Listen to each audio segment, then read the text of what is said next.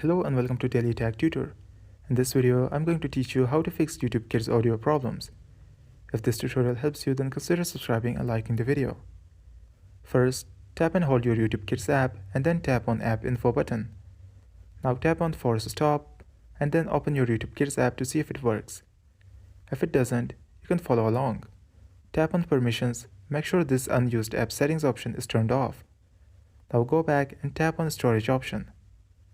Tap on Clear Cache and then tap on Clear Storage options and then tap on Delete.